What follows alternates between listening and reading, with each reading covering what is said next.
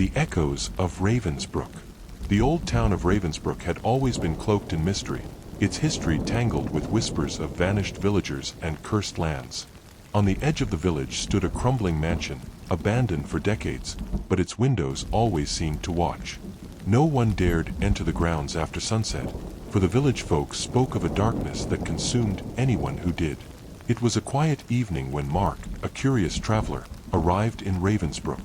Seeking shelter from a storm, he approached the only inn in town, a weathered building with creaking shutters and a flickering sign that read, "The Raven's Nest." Inside, the atmosphere was thick with an unsettling stillness.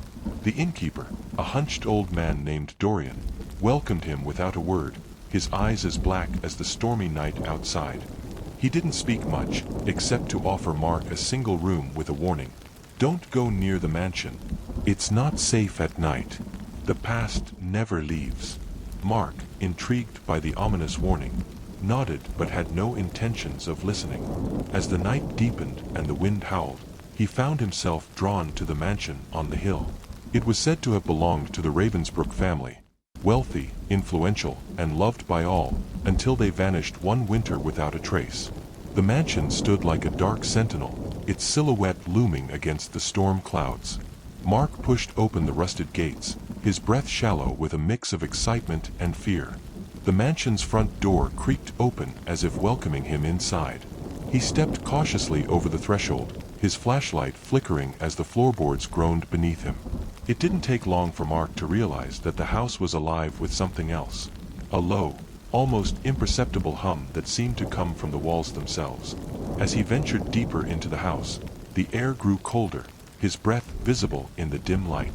Suddenly, a sound echoed from the upstairs. Footsteps. Someone, or something, was up there. Mark froze, his heart pounding in his chest. Then came a voice, soft and eerie, as though it was whispering from the very walls themselves. "You shouldn't be here." The hairs on the back of his neck stood up. The echoes of Ravensbrook continued. The voice that whispered those words was not human. It was a low, echoing sound that seemed to crawl into Mark's mind, making his skin crawl. He stood frozen, unsure whether he had actually heard it or if the house itself was playing tricks on him. His breath quickened as the faint sound of footsteps came again, this time louder and closer. The mansion, once grand and full of life, was now nothing more than a decaying relic of its former self. The walls were covered in mold, and shattered windows allowed gusts of wind to whip through the rooms, making them shudder. Mark's mind screamed at him to turn back, but curiosity and the gnawing feeling that something important awaited him drove him deeper into the house. The stairs creaked beneath his feet as he ascended. Each step felt like a drumbeat, loud in the silence of the mansion. He reached the second floor and glanced down the long, narrow hallway, where the flickering light of his flashlight barely illuminated the darkness. At the far end of the hall, a door was ajar, the sound of movement echoing from within. Mark hesitated, his heart thumping loudly in his chest, but his legs carried him forward, as though they had a mind of their own. He pushed open the door slowly, its hinges groaning in protest. Inside, the room was cold and smelled of rot. Broken furniture lay scattered around, and dust covered everything. Yet, in the far corner, there was a figure. A silhouette. A woman, dressed in tattered clothes, standing completely still. Mark's mouth went dry. He couldn't see her face, but he could feel her eyes on him, a cold, piercing gaze that seemed to reach deep into his soul. A strange chill ran through him, and he instinctively took a step back. "You shouldn't be here," the voice whispered again, now unmistakably coming from the woman. Her voice was soft, almost pleading, but there was something dangerous about it, like the calm before a storm. Mark felt his body freeze, the weight of her words anchoring him to the spot. He wanted to speak, to ask who she was or what she was doing here, but his throat constricted. The woman's head tilted slightly to the side, as if studying him. "I've been waiting," she said, her voice now barely a whisper, "for someone to find me." Mark's pulse raced. The air around him seemed to thicken, growing heavier with each passing second. He could barely breathe, the sensation of something closing in on him growing stronger. Panic surged through him, but he found his voice. "Who are you? What happened to this place?" His words felt weak in the oppressive atmosphere, but he couldn't stop himself from asking. The woman's head slowly turned, her gaze never leaving him. She didn't speak for a long moment, and the silence was suffocating. Finally, she answered, her voice hollow. "I am Avelini Ravensbrook, the last of my family." Her words sent a shock of cold down Mark's spine. The Ravensbrook family, he had heard stories about them, of their wealth, their power, and then their sudden disappearance. No one knew what happened to them, but the town was always shrouded in whispers of something dark. "Your family, they vanished," Mark said, the realization settling in. "What happened?" Avelini's eyes flickered with something akin to sorrow. "We were cursed. My family, we made a deal. We thought we could control the darkness that lives here, but it was a mistake. A terrible mistake. The mansion, it is not just a house. It is a prison. A prison for the thing that took my family." Mark's mind raced. He had heard the rumors, of course, about the mansion's cursed past, but hearing it from someone, something, who claimed to be part of that history was a different matter entirely. "The thing?" Mark asked, his voice tight. Avelini nodded, her form trembling slightly. "It was never supposed to be awakened. But we did. And now, it is free." Suddenly, a sound shattered the stillness. A loud, low growl echoed from the walls, deep and guttural. The floor beneath Mark's feet seemed to vibrate, and the air turned ice-cold, as though the very essence of the mansion was alive and angry. Mark's heart skipped a beat. What was that?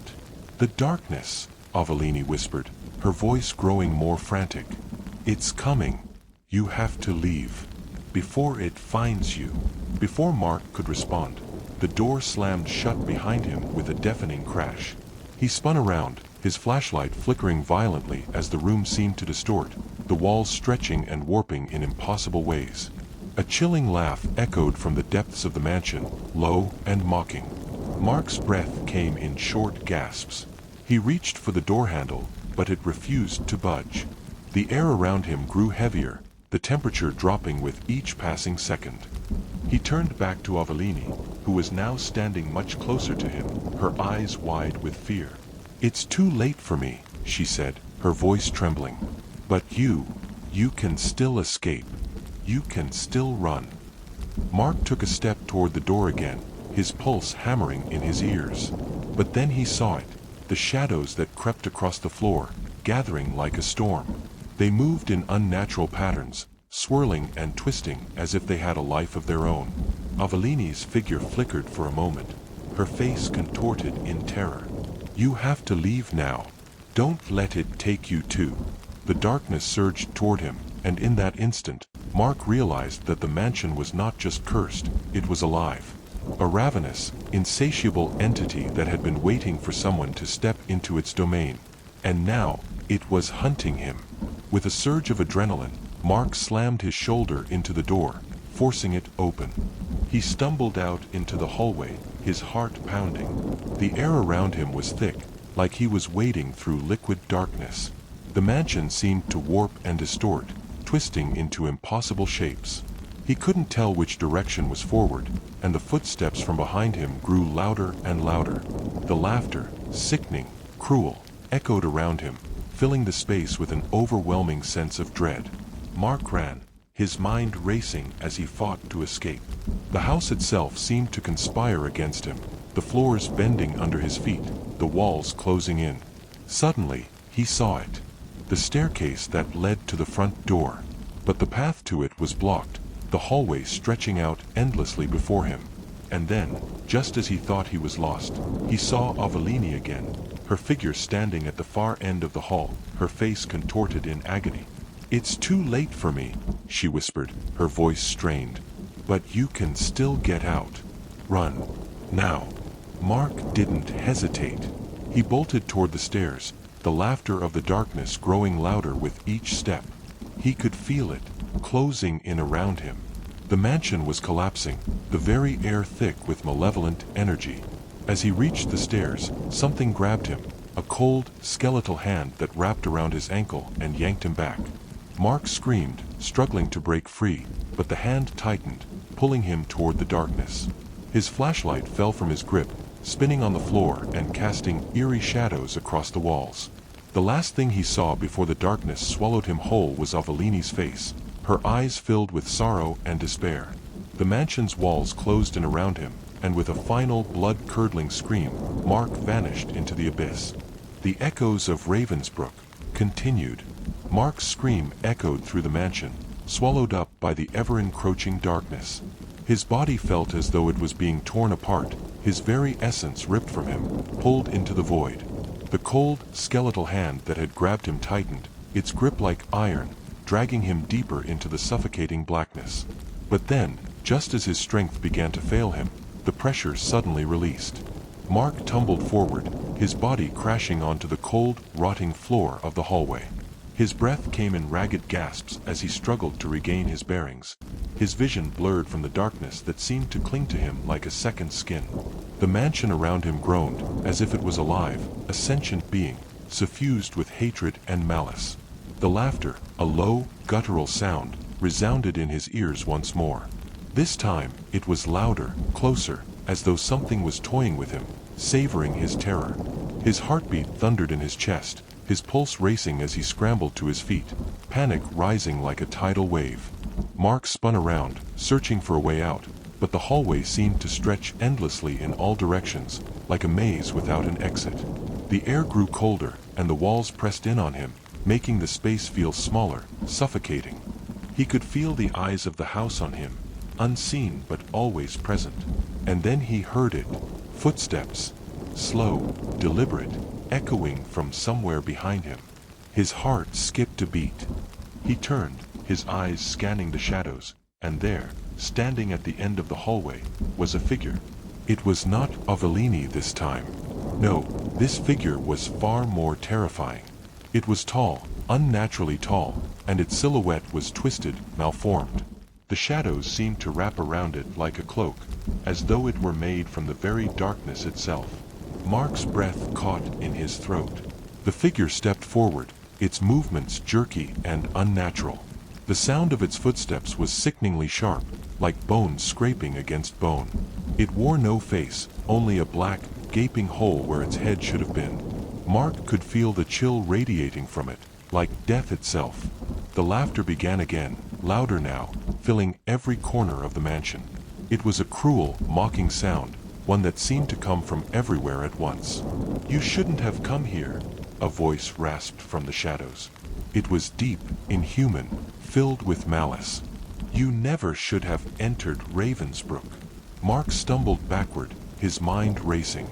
The darkness had taken form. The thing, whatever it was, had come to claim him. His eyes darted around, looking for an escape, but the hallway seemed to stretch even further, the walls closing in like a vice. The air was thick, suffocating, and each breath he took felt like it could be his last. The thing was closer now, its presence pressing down on him, filling his mind with terror. "You are mine now," the creature hissed, its voice like nails scraping against glass. "The mansion has claimed you, as it claimed all who came before you." Mark's legs trembled beneath him, but he forced himself to move. He ran, faster than he had ever run in his life, his pulse pounding in his ears. The creature's footsteps followed him, relentless and unyielding. The mansion seemed to shift, its walls warping as though the very structure was trying to trap him, to fold in on itself. The front door was so close now. He could see it, barely illuminated by the dying light of his flashlight, but it felt miles away, the path to it stretching endlessly before him. The shadows reached out, clawing at his feet, as though trying to pull him back into the depths of the mansion. "Please," Mark whispered, his voice hoarse with fear. "Let me out." But the house did not answer. Instead, it only grew darker. The laughter continued, rising to a crescendo as Mark reached the door. His hand shook as he grabbed the handle, but it wouldn't budge. Panic surged through him. He pulled at the door, his strength failing him, and the sound of the creature's footsteps grew louder, closer. The air was thick with the scent of decay, and Mark could feel the walls closing in around him, the mansion pressing down on him like a tomb. He threw himself against the door, slamming his shoulder into it with all his might. And then, as if the mansion itself had decided to let him go, the door flew open. Mark stumbled outside, his breath coming in ragged gasps. The storm had passed, and the night air was cold but sweet against his skin. For a moment, he stood there, in the doorway, panting, unable to comprehend that he had actually escaped. But he didn't have time to think. The house, Ravensbrook, was still watching him. The windows, shattered and broken, seemed to stare out at him, the dark shapes within flickering as if alive. And from within, the laughter continued, now fainter but still present, echoing into the night. Mark turned and ran, not stopping until he reached the road leading out of Ravensbrook. The lights from the village in the distance offered no comfort, and as he ran, he could still feel the presence of the mansion behind him, haunting him, waiting. It wasn't until he reached the village that he slowed, his body trembling, his mind still reeling from the horrors he had witnessed. The road was empty, the town silent, and yet, in the back of his mind, he knew that he wasn't truly free. The thing, whatever it was, hadn't let him go. The darkness would follow him, always watching, always waiting. As he stumbled into the village, he passed the Raven's Nest, the inn where he had stayed. The innkeeper, Dorian, stood in the doorway, his black eyes fixed on Mark with an unreadable expression. "You survived," Dorian said, his voice low. "I thought you might." Mark didn't know what to say. He didn't want to know how Dorian had known what had happened, but the terror still clung to him, making his chest tighten. "Ravensbrook isn't done with you," Dorian said, his gaze unblinking. "It never truly lets anyone leave." Mark turned away, not wanting to hear another word, but the chill in the air and the haunting memories of what he had seen made it impossible to ignore the truth. The mansion wasn't just a house. It was a curse, and Mark had become its latest victim. The echoes of Ravensbrook continued. Mark walked through the village, the ground beneath his feet seemingly sinking into the earth with every step. The faces of the villagers were blurred, their eyes vacant and lost, but Mark barely noticed them. His mind was elsewhere, consumed by the horrors he had witnessed in the mansion. Even though the air was fresh and the night was calm, a weight hung heavy on his shoulders, a feeling that he could never truly escape the shadows of Ravensbrook. The streets were eerily quiet. No laughter echoed from behind closed doors, no children ran down the cobblestone roads. It was as if the entire town was holding its breath, waiting for something to happen. Mark could feel it too, an invisible tension in the air, thick like the fog that sometimes rolled in from the nearby forest. The town felt alive, but in the wrong way. He didn't know where to go. The inn was still an option, but the idea of returning there, of facing Dorian again, felt unbearable. He could feel the innkeeper's eyes on his back, as if the man were silently judging him, measuring his every move, as if he already knew Mark was not free. In the distance, the mansion stood like a malignant sentry. Even though he was miles away, Mark felt it. Ravensbrook's call. The wind picked up, and with it came the soft rustle of leaves. But this wasn't just the wind. The sound was rhythmic, deliberate, like footsteps. Mark stopped in his tracks. His heart skipped a beat. He glanced around, but no one was there. Then, he heard it, footsteps behind him. Soft but unmistakable. He turned, but there was nothing. No one. The village, once quiet, was now still as a tomb. It was as if time itself had stopped. Yet, the footsteps persisted. Slow, steady, closer. His breath hitched, and instinct told him to run, but his legs wouldn't obey. He felt rooted to the spot, as though something invisible was holding him in place. He looked around again, his pulse quickening, and that's when he saw it. A figure in the distance, standing beneath the streetlight. Tall and cloaked in shadow. The air seemed to warp around it, bending and shifting in unnatural ways. Mark's vision blurred for a split second, and when it cleared, the figure was gone. A cold shiver ran down his spine. His mind screamed at him to keep moving, but he couldn't. Something was out there, something that knew him, knew his every fear. Mark.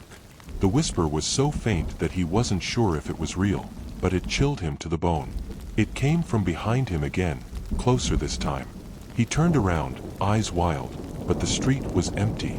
The voice was a mere breath against his ear, but it carried an unmistakable weight, a voice he had heard only once before. Avellini. Mark's voice cracked as he spoke the name. The last time he had heard it was in the mansion, in that forsaken room. The room that had felt like the mouth of hell itself. I'm still here, Mark. The voice whispered again, low and desperate. And I need you to listen to me. This time, Mark's legs moved on their own accord. He found himself walking, slowly, toward the sound of the voice, his body betraying him. Each step felt heavier, as if the very ground beneath him was trying to hold him back. But he couldn't stop. His mind was numb with fear, and a force greater than his will was pulling him forward, deeper into the village. He walked until he reached the edge of the woods. The trees loomed like dark sentinels, their twisted branches reaching for the sky, a wall of darkness beyond. The voice came again, faint but unmistakable. Come. Mark swallowed hard, a lump forming in his throat. He didn't want to go into the woods. He knew better than that. The woods were where it all began. The source of the darkness that had consumed Ravensbrook. The place that had claimed Avellini and her family. But there was no escaping it. He could feel it now, the weight of the curse, the pull of the mansion, of Ravensbrook itself. The woods were waiting for him, and so was the voice. Avellini, he whispered, though the air seemed to choke the sound before it could leave his lips. The trees creaked in response, groaning as though alive, their branches swaying in the breeze. And then, from the depths of the forest, the voice answered. Yes. Mark's blood ran cold. He knew he had no choice. He had to follow the voice. He stepped into the darkness, the night swallowing him whole. The forest was thick, and the air was damp. The earth beneath his boots was soft and uneven, the ground slick with moss and fallen leaves. The deeper he went, the more the trees seemed to close in on him, their branches twisting and groaning in a way that felt wrong, unnatural. It was as if the forest was alive, watching him. He wasn't sure how long he walked. The air grew colder with each step, his breath visible in the dim light of the moon. The voice echoed around him, faint and distant, like a ghost calling him to the edge of oblivion. Then, he saw it. A small clearing, bathed in the pale light of the moon. In the center stood a stone altar, worn and cracked with age, overgrown with vines and moss. The altar was familiar to him. He had seen it in the old legends, the rituals performed there, the sacrifices that had been made to the darkness that haunted Ravensbrook. Avellini's voice called again, stronger this time, desperate. Mark, please, you have to destroy it. The air grew thick, heavier, the pressure building with every passing moment. He could feel the presence of something ancient and evil, something that had been waiting for centuries, and it was here now, in this clearing. A shadow moved across the altar, flickering like a flame. Mark stepped closer, his heart pounding in his chest. The shadow seemed to twist, forming a shape, a figure, emerging from the darkness. It was Avellini, but not the Avellini he had seen in the mansion. This was something else, something darker. Her eyes were wide, filled with terror, her body trembling as she reached out to him. Mark, she whispered, her voice strained. You have to stop it, before it's too late. Mark's chest tightened. What is it? What do you mean? She opened her mouth to speak, but then a terrible screech filled the air. The ground beneath them rumbled, and Mark felt his stomach twist with dread. Something was rising from beneath the earth. Something ancient and terrible, just as Avellini had warned. The trees shook violently as the ground cracked open in front of the altar. A dark figure, massive and twisted, began to emerge, its form like a black storm, its eyes glowing red like burning embers. The air crackled with energy, a violent and insidious force. The darkness had returned. The echoes of Ravensbrook continued. The ground trembled beneath Mark's feet as the dark figure slowly emerged from the earth, its massive form rising like a nightmare made flesh. The air around him became suffocating, thick with a sense of ancient malice that pressed against his chest, making it harder to breathe. The very forest seemed to recoil from the creature, the trees twisting and groaning in agony, their roots writhing as if trying to escape. Mark could hardly believe what he was seeing. The creature was enormous, its body made of shifting shadows and flickering darkness, as though it were composed of the very night itself. Its eyes, if they could even be called eyes, were glowing red, burning like twin embers, piercing through the darkness like a predator tracking its prey. Avellini's ghostly form staggered back, her body shaking. "It's free," she whispered, her voice filled with terror. "The thing. It's the curse. The one that devoured my family." Mark's legs trembled as he backed away, his mind racing. He had to get out. He had to leave. But the creature's presence was suffocating, holding him in place as if invisible chains bound him to the spot. His body refused to obey him, frozen in place by an overwhelming force. The creature's mouth, if it could be called that, opened wide, releasing a sound that was a mixture of a roar and a hiss, a deafening noise that made the air crackle. It was like the sound of 1,000 voices screaming in unison, each one filled with agony and despair. Avellini reached out, her hands trembling, her eyes wide with desperation. "Mark, you have to destroy it. You have to stop it, or Ravensbrook will fall forever." The shadows around the creature writhed and twisted, forming shapes that were impossible to describe. It was as if the very essence of the darkness had taken form, something older than time, a force that had been imprisoned beneath the earth for centuries, waiting for a chance to escape. Mark didn't know how to stop it. He didn't know how to fight something that wasn't even fully tangible, something that existed as both a presence and a physical form. But Avellini's words were clear in his mind. He had to destroy it. That was the only way. But how? How could he fight something like this? The creature's red eyes turned toward him, and Mark felt his heart freeze. The thing seemed to sense his fear, its form pulsing with dark energy as it moved closer. It was like a storm, relentless and powerful, drawing him into its grip. "Please!" Avellini's voice trembled as she reached out once more, her form flickering in and out of focus. "I can't stop it. But you can." Mark's thoughts raced, trying to make sense of everything. He remembered the stories, the old legends that spoke of a ritual, of a way to banish the darkness. It had to be tied to the mansion, to Ravensbrook itself. But what was the key? What did he need to do? As if in response to his thoughts, the creature let out a deafening screech, and the ground beneath Mark's feet began to crack open. The earth trembled violently, and the dark figure began to rise higher, its presence dominating the clearing. Then, as the shadows began to swirl around him, Mark saw it, the altar. It was ancient, its surface covered with symbols and runes that seemed to glow faintly in the moonlight. He had seen similar markings inside the mansion, on the walls and floors, in the room where Avellini had appeared to him. The altar. It was the key.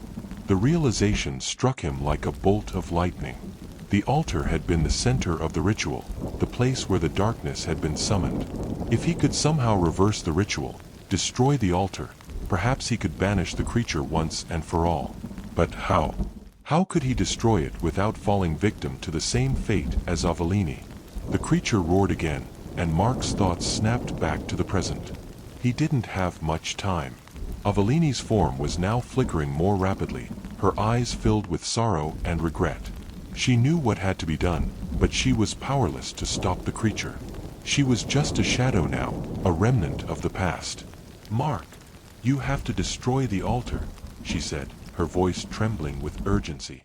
"It's the only way." Mark didn't hesitate. He turned toward the altar, ignoring the suffocating darkness that seemed to surround him.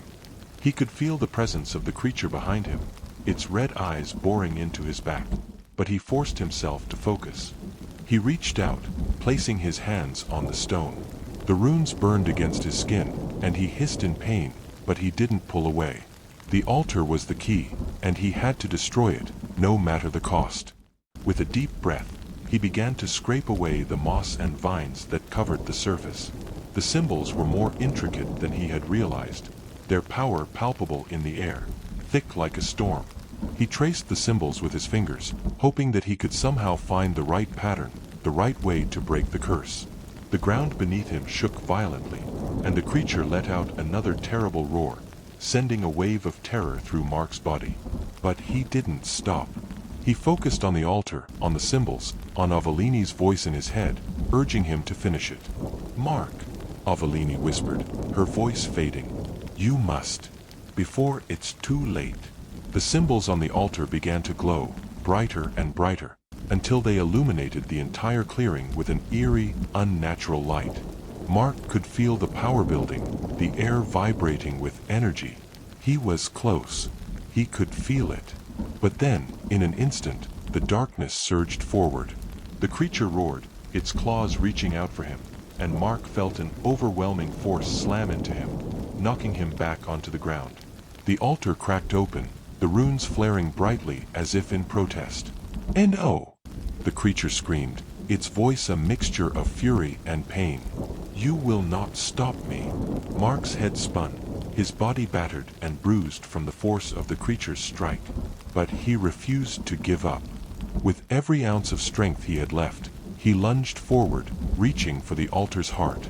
He grabbed the stone, the runes burning against his skin like fire, and with a guttural scream, he slammed his fist into the center of the altar, breaking the symbols apart. The earth shook violently, and the creature screeched in agony as the altar shattered, sending a wave of energy cascading through the clearing. The shadows recoiled, the darkness screaming in fury, and for a moment, everything went silent. Then, the light exploded outward, blinding Mark, and the creature's form began to fade, dissipating into nothingness. Mark fell to his knees, gasping for air, his body trembling.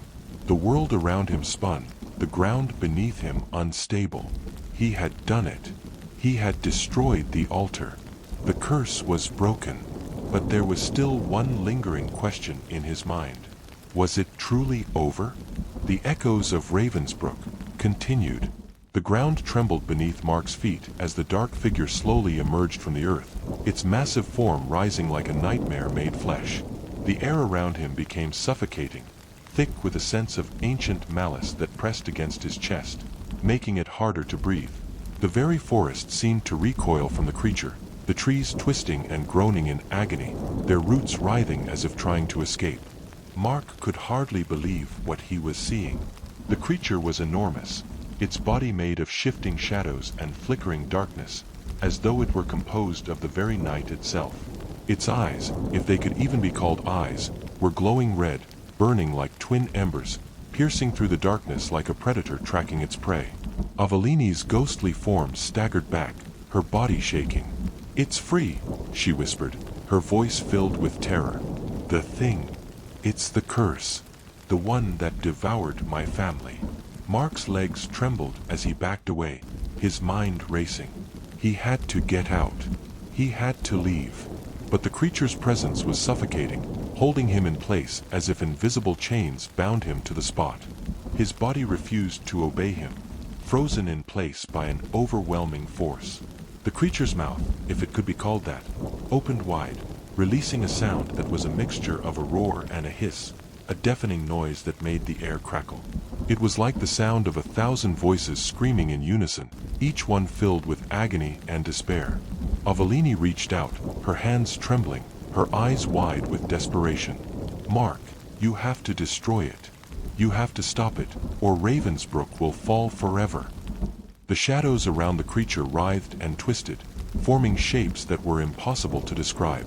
It was as if the very essence of the darkness had taken form, something older than time, a force that had been imprisoned beneath the earth for centuries, waiting for a chance to escape. Mark didn't know how to stop it. He didn't know how to fight something that wasn't even fully tangible, something that existed as both a presence and a physical form. But Avellini's words were clear in his mind. He had to destroy it. That was the only way. But how? How could he fight something like this? The creature's red eyes turned toward him, and Mark felt his heart freeze. The thing seemed to sense his fear, its form pulsing with dark energy as it moved closer. It was like a storm, relentless and powerful, drawing him into its grip. "Please!" Avelini's voice trembled as she reached out once more, her form flickering in and out of focus. "I can't stop it. But you can." Mark's thoughts raced, trying to make sense of everything. He remembered the stories, the old legends that spoke of a ritual, of a way to banish the darkness. It had to be tied to the mansion, to Ravensbrook itself. But what was the key? What did he need to do? As if in response to his thoughts, the creature let out a deafening screech, and the ground beneath Mark's feet began to crack open. The earth trembled violently, and the dark figure began to rise higher, its presence dominating the clearing. Then, as the shadows began to swirl around him, Mark saw it, the altar. It was ancient, its surface covered with symbols and runes that seemed to glow faintly in the moonlight. He had seen similar markings inside the mansion, on the walls and floors, in the room where Avelini had appeared to him. The altar. It was the key. The realization struck him like a bolt of lightning. The altar had been the center of the ritual, the place where the darkness had been summoned.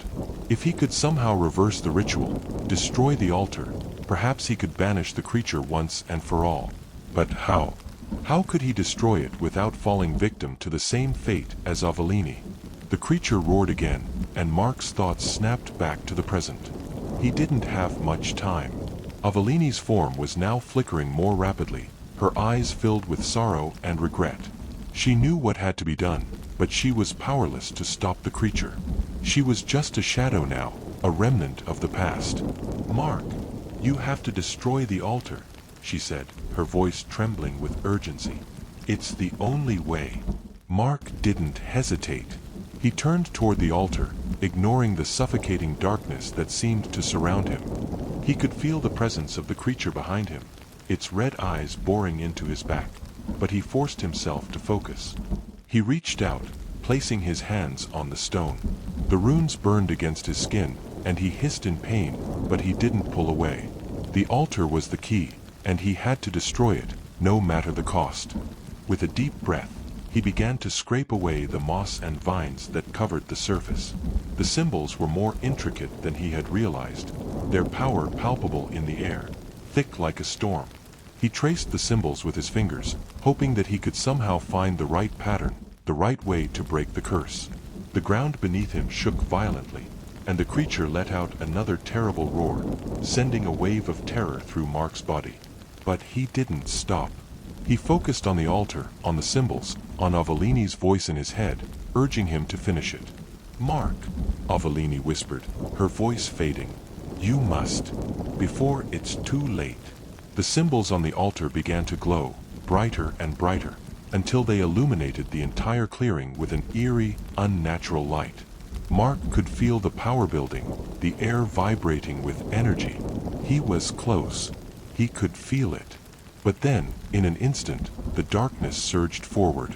The creature roared, its claws reaching out for him, and Mark felt an overwhelming force slam into him, knocking him back onto the ground. The altar cracked open, the runes flaring brightly as if in protest. "And oh!" the creature screamed, its voice a mixture of fury and pain. "You will not stop me." Mark's head spun, his body battered and bruised from the force of the creature's strike. But he refused to give up. With every ounce of strength he had left, he lunged forward, reaching for the altar's heart.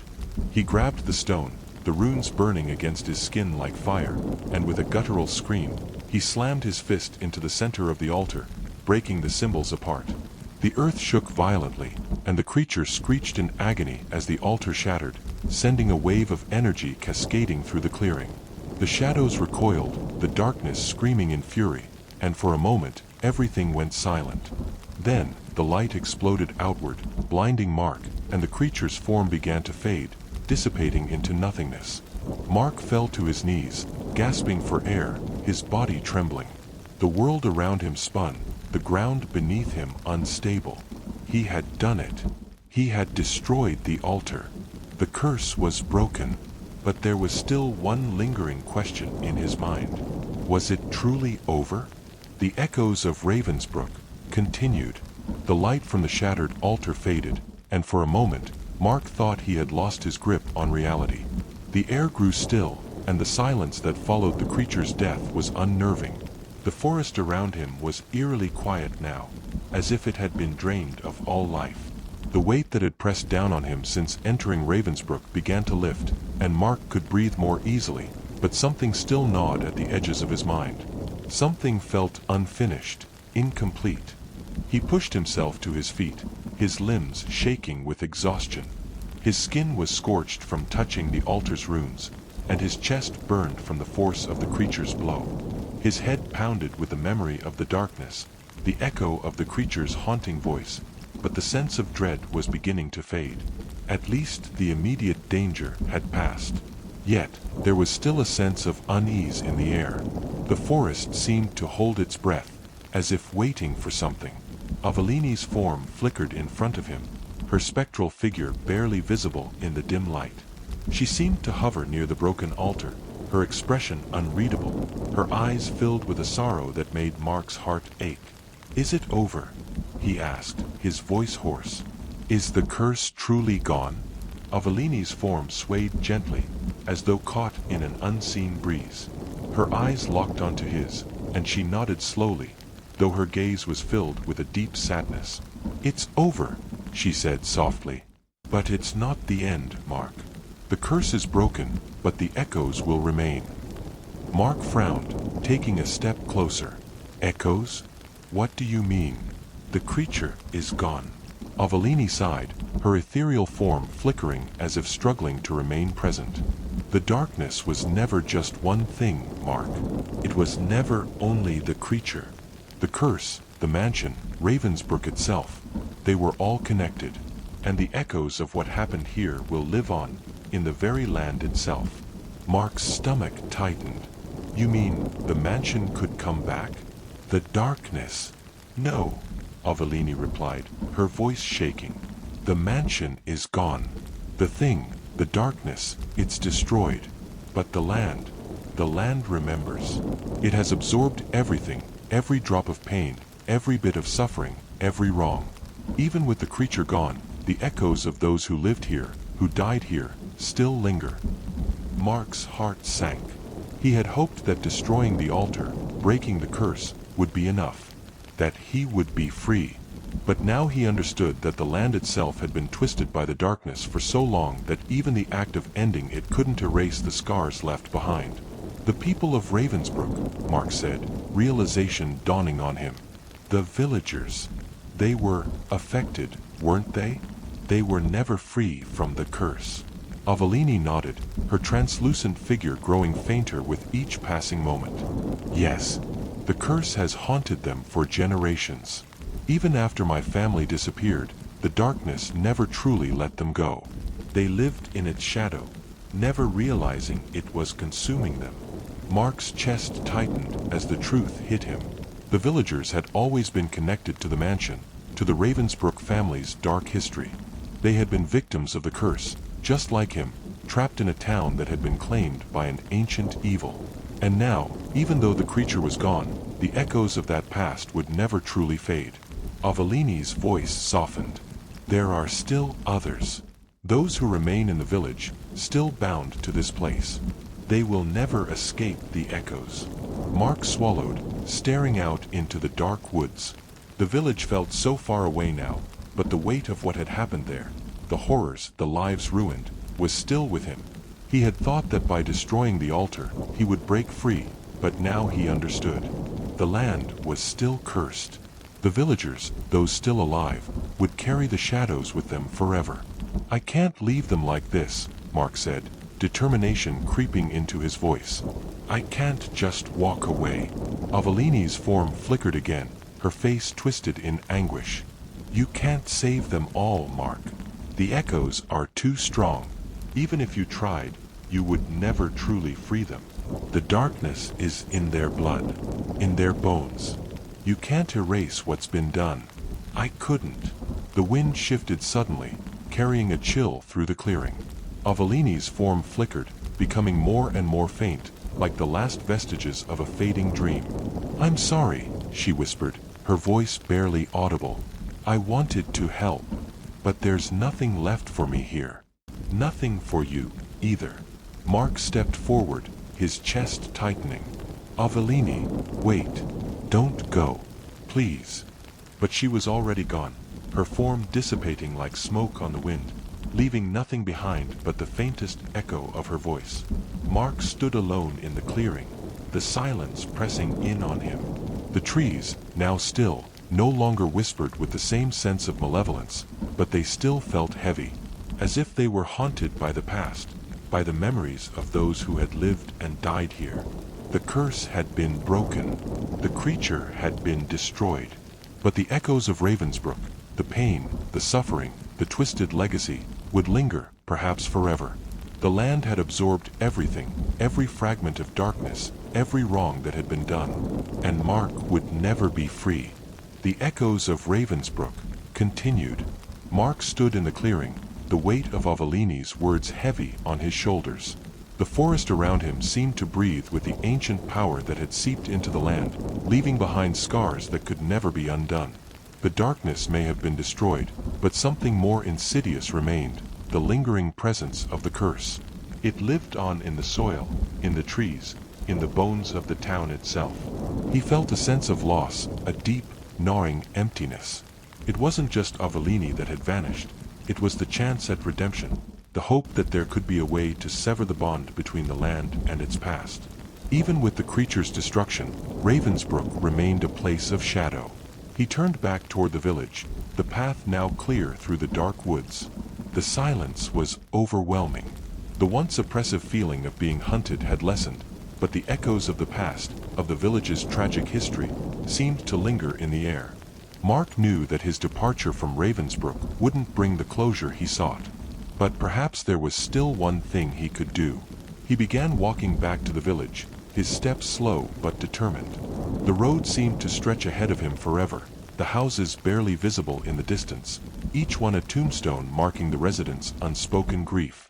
He could feel the presence of the villagers, their eyes upon him as if waiting for him to acknowledge them. They had suffered in silence, forever tied to the history of Ravensbrook. Mark stopped before the village square, the old fountain standing silent in its center. The place where children once played was now deserted, its stones cracked and worn from years of neglect. The few villagers who remained in the town were nowhere to be seen, but Mark knew they were close, watching, waiting for something. Dorian, the innkeeper, stood in the doorway of the Raven's Nest. His black eyes followed Mark's every move, unreadable as usual. Mark felt a strange sense of familiarity with the man. He had always seemed a part of the village, as if he had known what was happening long before Mark ever arrived. Dorian had always known. That much was certain. "You're back," Dorian said, his voice low and unchanging. "I thought you might be." Mark walked up to him slowly, his eyes scanning the empty village streets. "The curse is broken, but it's not enough, is it?" Dorian's gaze didn't waver. "The curse is broken," he said, his voice thick with an emotion Mark couldn't place. "But what remains is not just the land. It's in the hearts of those who lived here. It always has been." Mark's stomach tightened. He felt as if something were moving beneath the earth, like the remnants of the darkness were still creeping beneath his feet, always waiting, always growing. "I can't leave them like this," Mark said, his voice barely above a whisper. "I have to do something." Dorian's lips curled into a faint, sad smile. "You cannot fix what has been broken for so long, Mark. The darkness will never truly fade." Mark's eyes narrowed. "Then what can I do?" "You can't save them all," Dorian said softly. "Some curses are too old, too rooted in the very fabric of a place. But you can give them the chance to leave, to break free of the echoes that tie them to Ravensbrook." Mark didn't speak for a moment. He looked around the village, imagining the villagers going about their lives, unaware of the weight that had been lifted from them. The knowledge of their torment, of their connection to the mansion and the curse, was like a shackle on their souls. "I'll help them," Mark said finally, his voice resolute. "I don't know how, but I'll try." Dorian nodded, his eyes searching Mark's face. Perhaps in time, they will be able to leave. If you're still here when they do, you'll understand. But don't expect closure. Don't expect peace. Ravensbrook is a place that thrives on memory, on echoes. That's what binds it. That's what keeps it alive. With that, Dorian turned and disappeared into the inn, leaving Mark standing alone on the village square. Mark stayed in Ravensbrook for days, speaking to the few villagers who remained, trying to understand their lives.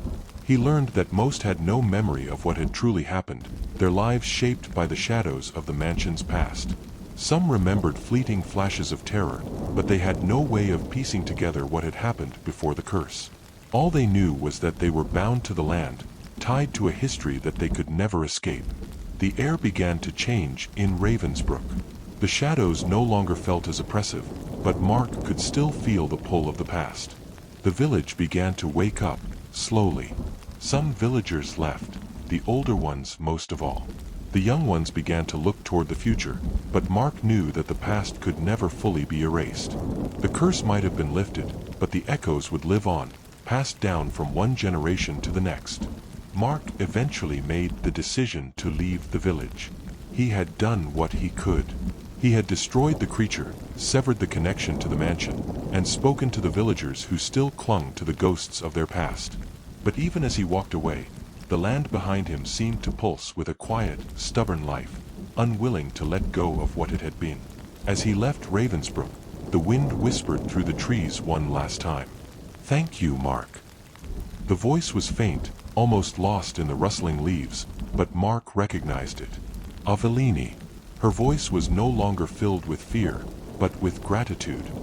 He didn't know if he would ever truly be free of the echoes that had haunted the land, but in that moment, he knew that at least he had given the villagers a chance to live. A chance to escape the shadow of Ravensbrook.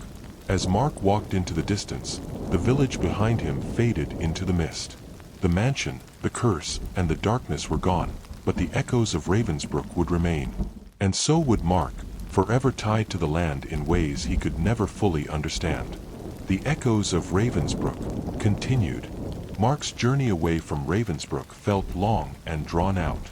The road ahead was open, but the path behind him, lined with memories and echoes, seemed to stretch on indefinitely.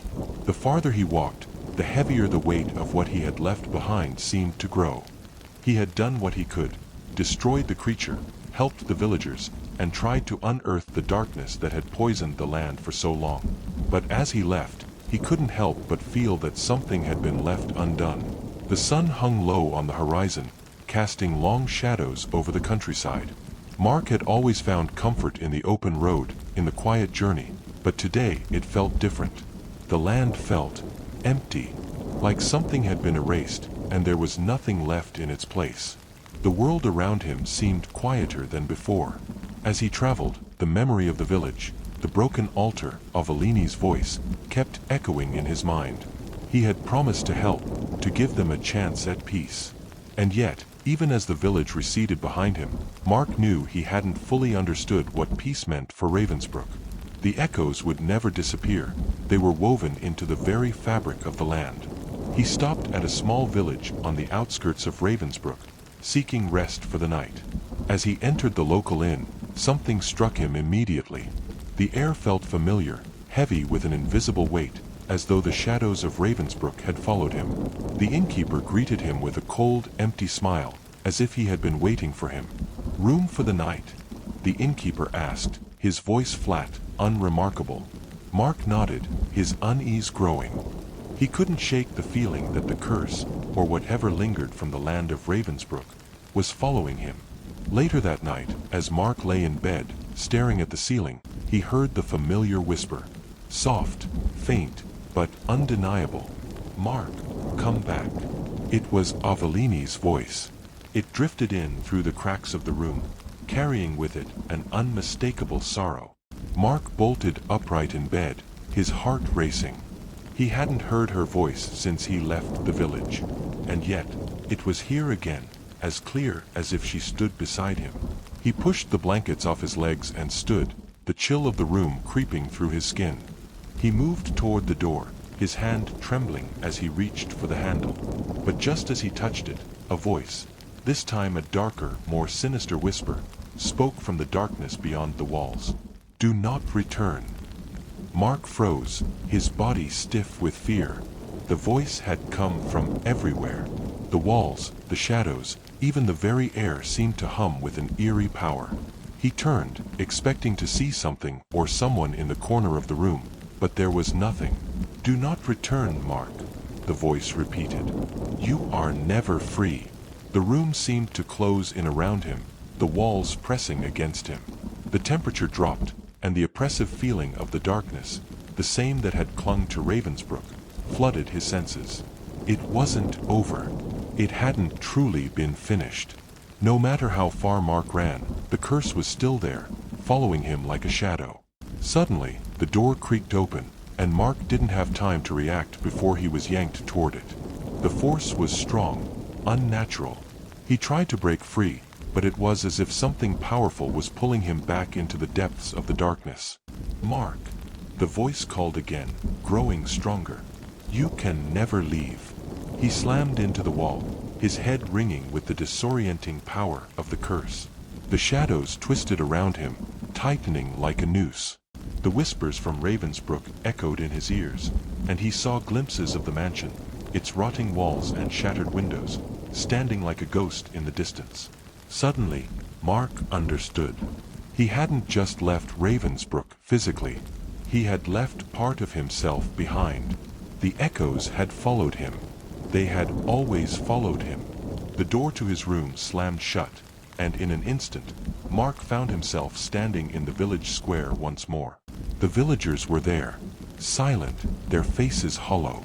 The very land beneath his feet pulsed with a strange energy, as if the earth itself was alive. He could feel it now, the lingering presence of the curse, not just in the land, but in himself. The past and the future were tangled together in a web that was impossible to escape. "Mark," Avellini's voice called again. This time, it was softer, almost pleading. "You can't undo what's been done." Mark turned, and through the fog of his thoughts, he saw her. Avellini stood in the center of the village, her ghostly form flickering, fading in and out of existence. Her eyes were full of sorrow, regret. And in that moment, Mark knew that this wasn't just about breaking the curse. It was about something deeper, something more tragic. The village had always been a part of her, and now it was a part of him, too. The echoes of Ravensbrook, the memories, the pain, the suffering, had shaped him, just as it had shaped everyone who had ever stepped foot in the cursed town. He would carry them with him forever, no matter where he went. "You have to stay," Avellini whispered, "to break the chain." Mark shook his head, fighting against the pull of the village. The shadows wrapped around him, their grip unyielding. I can't stay here any longer." "Then you must choose," she said, her voice growing fainter. "Leave and forget, or stay and face what was always meant to be." The villagers around him were no longer silent. They moved, their faces twisted in agony, reaching out for him with desperate hands. They were not asking for his help anymore. They were begging him to stay, to keep the echoes alive. They were bound to this place, and so was he. Mark closed his eyes, feeling the weight of their pleas, the weight of everything he had done. The choice was in his hands, but it was never truly his to make. He turned his back on them. With every ounce of strength he had left, Mark ran. He sprinted away from the village, from the echoes, from the land that had once held him captive. He didn't know where he was going, but he couldn't stay. Not here. Not with them. The road ahead was clear, but as he ran, he could still hear the whispers. Still feel the weight of Ravensbrook's curse. Still see the flickering shadows in the corners of his vision. But with each step, the echoes grew fainter. The curse had never been something that could be fully eradicated. It was a part of the land, a part of time itself. But it was also a part of Mark now, a part that would remain with him until the end. And as he walked away from the village, from the mansion that had once stood on the hill, Mark finally understood. He couldn't change the past, nor could he escape the echoes. But he could choose to walk forward, away from them. The echoes of Ravensbrook. Final continuation. Mark walked for what seemed like hours, the steady rhythm of his footsteps echoing in the silence of the night. The village and the cursed land of Ravensbrook were far behind him now, but something still lingered in the air, like a ghost trailing behind him, watching him from the edges of his vision. The road stretched out in front of him, endless and dark, but there was no relief. The quiet was suffocating, as if the world itself had held its breath, waiting for something to happen. And deep down, Mark knew that it was waiting for him to make peace with what he had left behind. But how could he? How could he make peace with a curse that had followed him, that had haunted the very earth beneath his feet? Ravensbrook wasn't just a place. It was an idea, a wound in the fabric of time itself. And no matter how far he ran, it would always find him. For a while, the road ahead was the only thing he could focus on. The night sky stretched endlessly above, the stars twinkling like distant, indifferent witnesses to the tragedy of Ravensbrook. But then, in the distance, something caught his eye. A figure stood on the side of the road, tall, cloaked in shadow. Mark stopped, his heart skipping a beat. It wasn't just the figure that unsettled him, it was the way it stood there, waiting. It had no distinct shape, no features he could identify, but the presence it radiated was undeniable.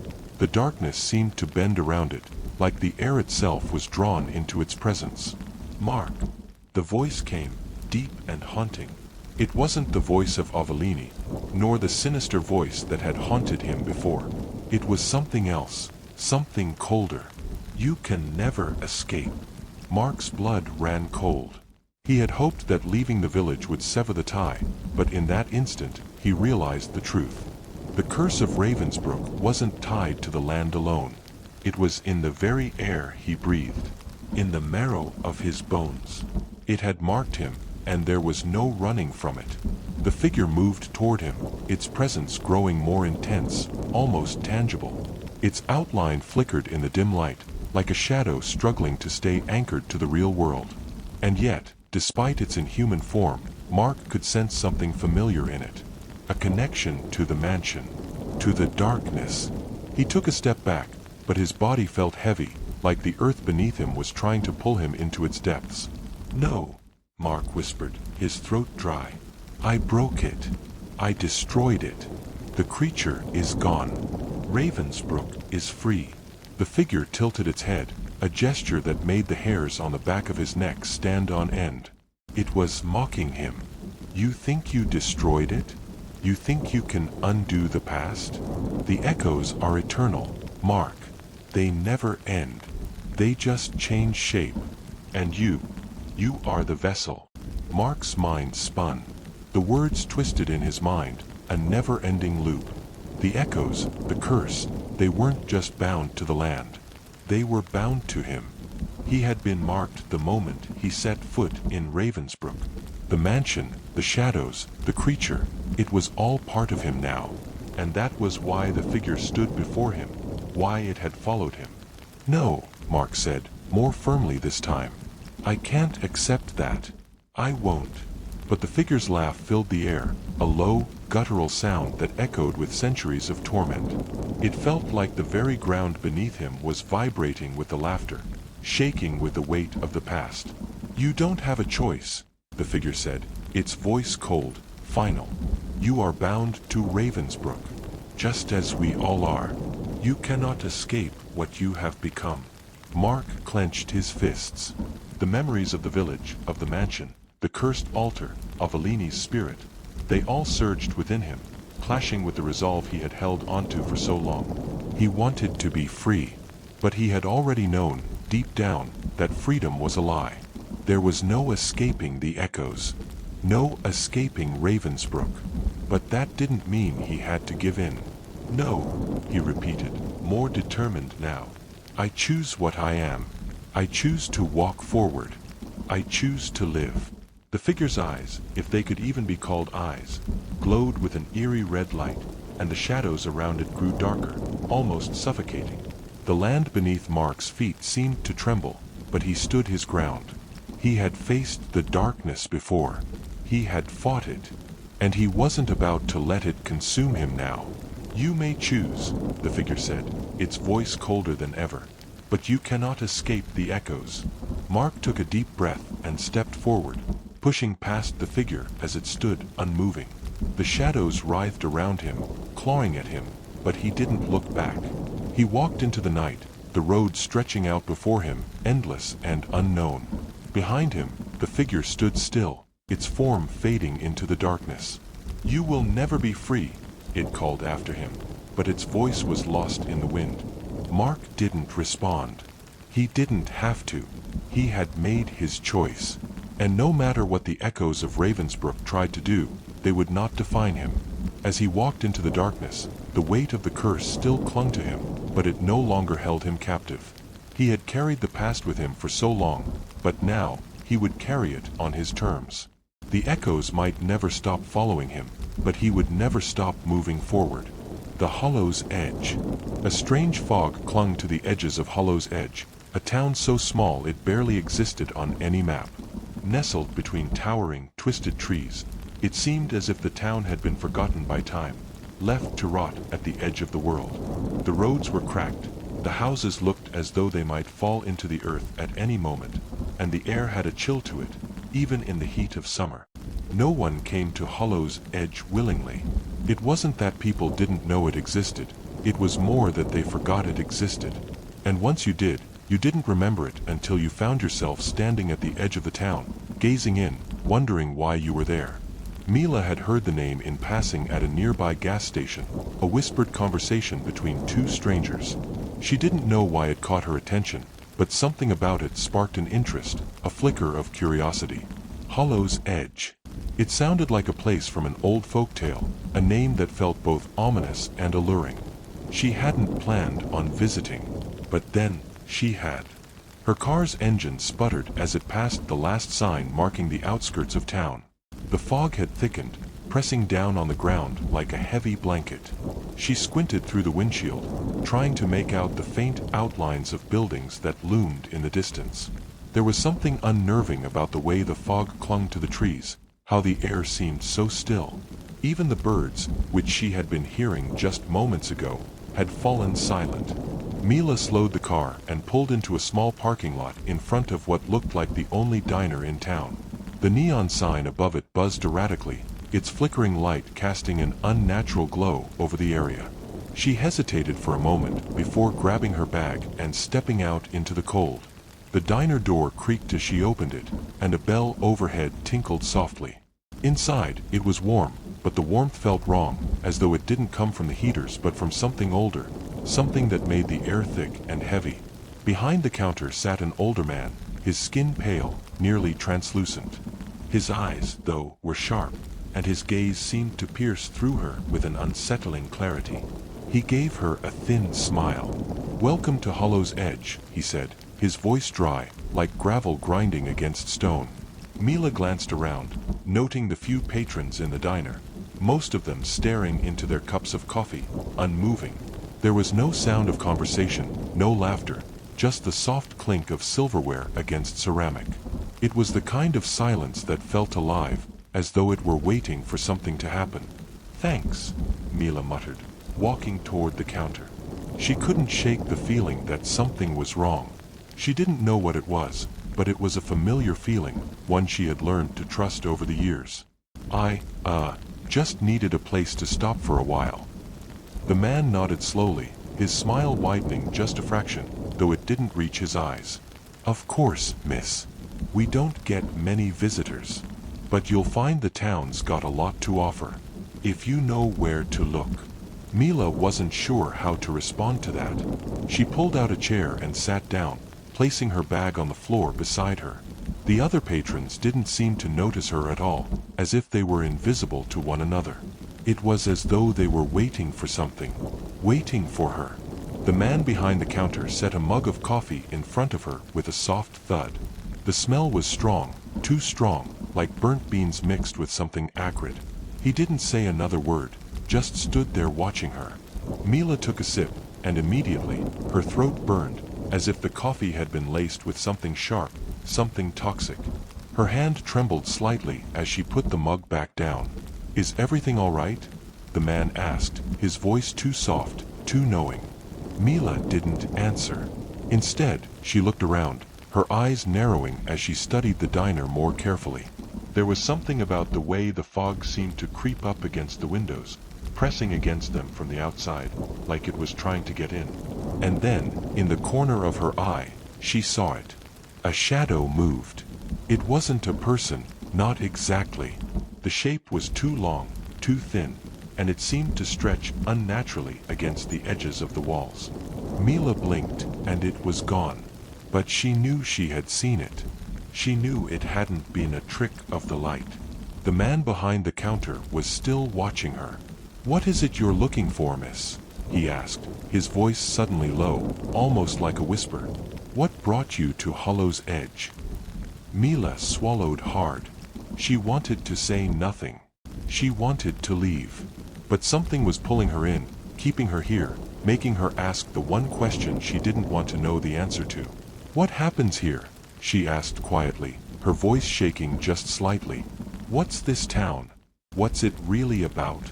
The man smiled again, that same cold, empty smile.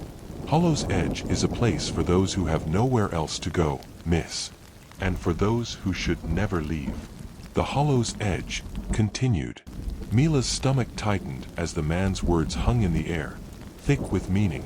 His smile didn't reach his eyes, and the unsettling stillness of the diner pressed in on her like a weight she couldn't shake. The silence stretched, long and suffocating, until it was broken by the sharp screech of the door opening. A cold gust of wind swept through the diner, carrying with it the scent of damp earth and something far darker. The man didn't flinch, didn't even acknowledge the intrusion. Mila turned her head just enough to see a figure standing in the doorway, silhouetted against the gray fog outside. It was a woman, tall and thin, wearing a long, dark coat. Her face was obscured by the shadows of her hood, but there was something unnervingly familiar about the way she stood, as though she didn't belong to the world outside the diner, but instead was a part of it, an extension of the fog itself. The door slammed shut behind her with a sound that made the walls shudder. The woman moved with slow, deliberate steps, her eyes scanning the room, her gaze cold and predatory. Mila's heart began to race. There was something about the woman's presence that made every instinct in her body scream to flee, to get out before whatever was in this place consumed her, too. The woman walked up to the counter, her movements smooth and almost unnatural. The man behind the counter greeted her with a slight nod. "Evening, Clara," he said, his voice warmer now, as though he were speaking to an old friend. "How's the fog treating you tonight?"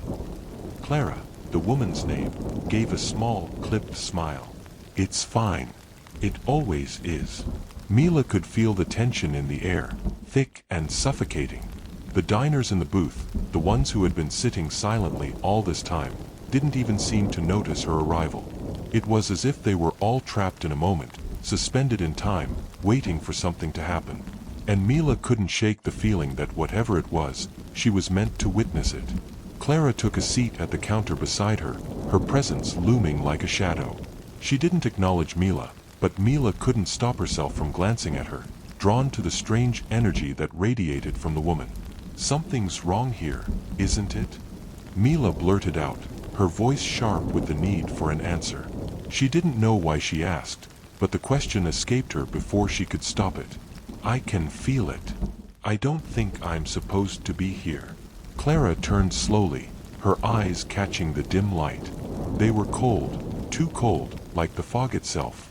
Mila felt a shiver crawl up her spine as the woman's gaze locked onto hers. For a moment, there was only the sound of the clock ticking on the wall, the hum of the diner's old refrigerator, and the pressure of the fog pressing against the windows. "You're not supposed to be here," Clara said softly, her voice like ice scraping across metal. "But you're here anyway. And now there's no turning back." Mila's breath caught in her throat. The weight of the woman's words hung in the air, suffocating, like a storm was about to break. The man behind the counter cleared his throat. "That's enough, Clara. She's just passing through." But Clara's smile only widened. "Passing through. No one passes through Hollow's Edge. Not really. Once you've seen it, once you've felt it, you belong to it. Just like the rest of us. The words sank into Mila's mind, heavy and unshakable. She could feel the weight of the place around her, pressing down on her like the fog. She couldn't move, couldn't speak. The coldness in Clara's eyes had a hold on her, like the woman knew something she didn't, and Mila was afraid of what it was. The man at the counter sighed, wiping his hands on a rag as he turned away. "You'll figure it out soon enough," he muttered, more to himself than to Mila. "The town has a way of making you remember." Mila's pulse quickened. Remember what? Clara didn't answer. She simply stared at Mila, her cold smile never faltering. The patrons of the diner continued to stare into their cups, their faces empty, their bodies unmoving, like ghosts frozen in time. Mila stood, her legs shaking. She couldn't stay here. The atmosphere was pressing in on her, the fog outside pulling at her, urging her to step into it, to lose herself. But something deep inside her told her to run, to escape before whatever was in this place consumed her. "I need to leave," she said, her voice almost frantic as she backed away from the counter. Clara chuckled softly, the sound carrying a weight of warning. "You can leave, but the town never lets go.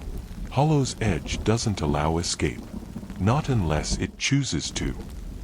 Mila turned and rushed for the door, her heart pounding in her chest. The bell overhead tinkled as she shoved it open, the thick fog immediately closing in around her, swallowing her up. Her car was still parked in the lot, a beacon of escape. But as she stepped outside, the fog twisted, thickened, and she felt it. The pull of the town, like something was reaching for her, trying to drag her back. She hesitated, looking over her shoulder at the diner, where Clara stood at the window, watching her. The fog seemed to press against the glass, like it was alive, wanting to devour her. Mila took a step toward her car, but before she could make it, something in the fog shifted. A figure emerged from the mist, a tall, gaunt shape, one she hadn't noticed before. A man. His face was pale, with hollow eyes that seemed to swallow the light around him. His hands were long, twisted, fingers curled in unnatural angles. He was moving toward her slowly, deliberately, and as he got closer, Mila could feel the temperature around her drop, the air turning thick with dread. She froze.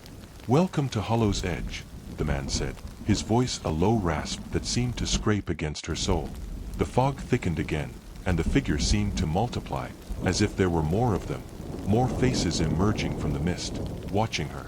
The streetlights flickered, casting an eerie glow on the figures as they stepped closer.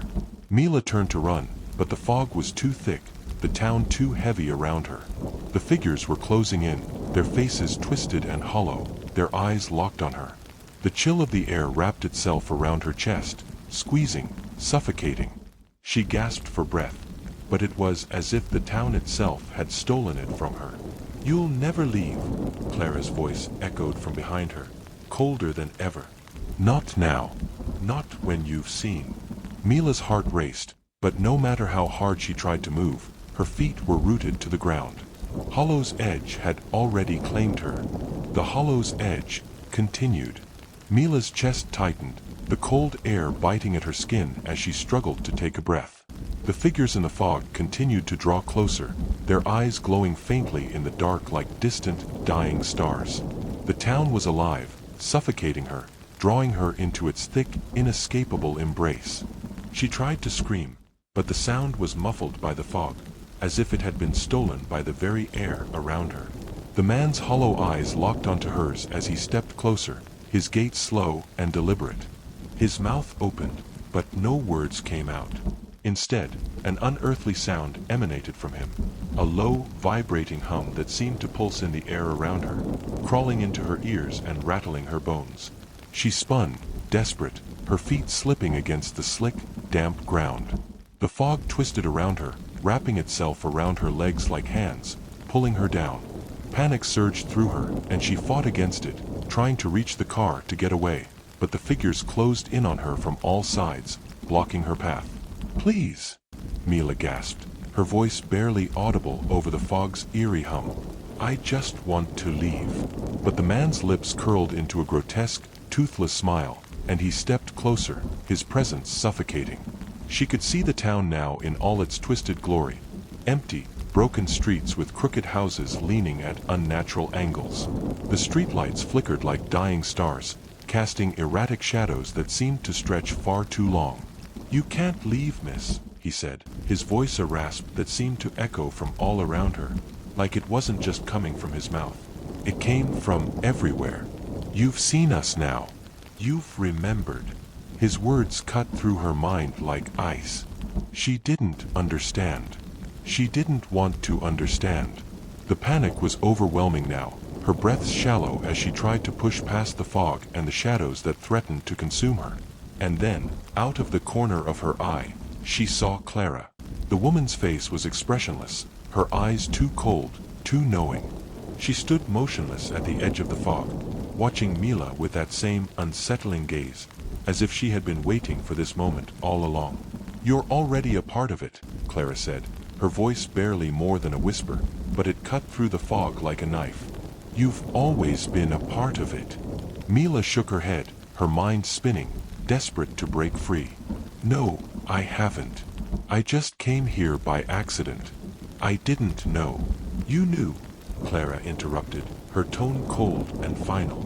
"The moment you heard the name. The moment you found this place. It was always going to bring you back." Mila didn't understand. How could she have known? How could she have chosen this? The fog, the shadows, the figures closing in on her, all of it felt like a nightmare she couldn't escape, a nightmare that was consuming her piece by piece.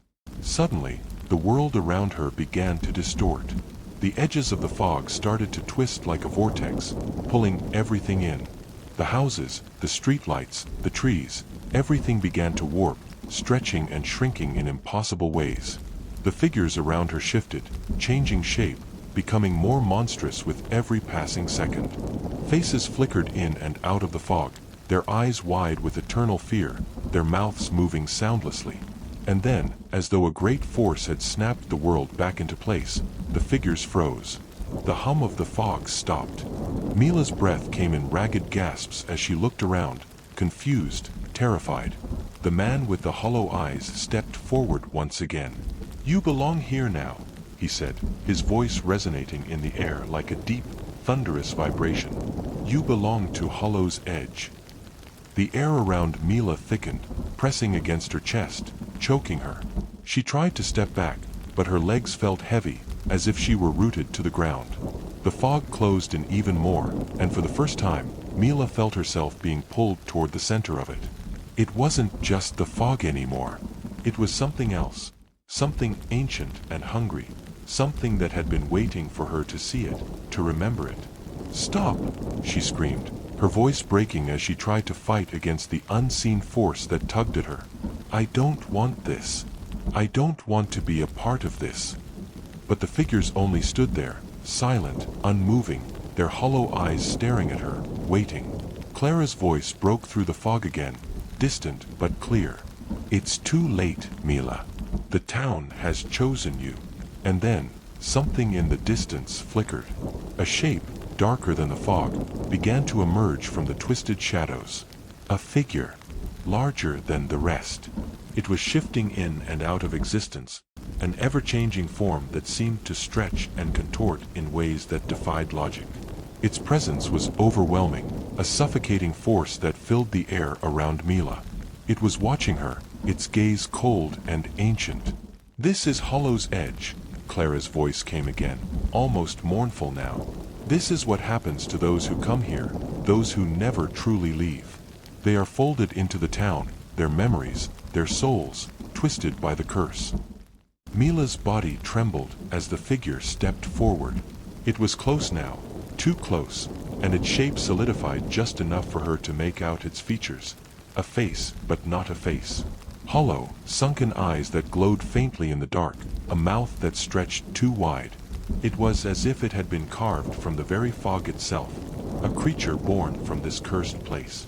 The figures around her began to chant in a low, rhythmic hum, their voices blending together into one haunting, unified sound.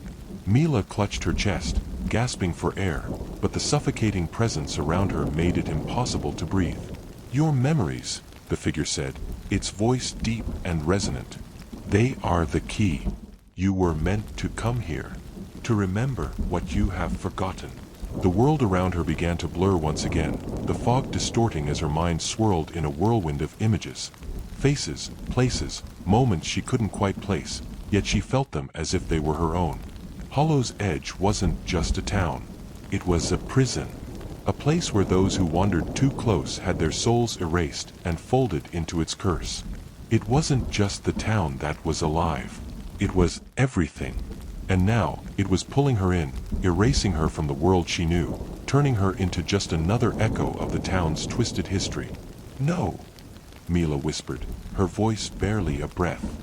"I don't want this." The fog closed in around her once more, and the chanting grew louder, more insistent. There was no escape. There was no turning back.